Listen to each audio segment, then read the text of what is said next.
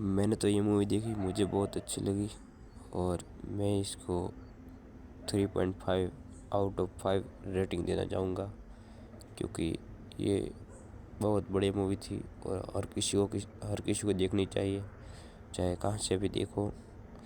वो बहुत powerful lesson देता है हमको कि देश हमारा पहले होना चाहिए, बाद में हमारा काम होना चाहिए।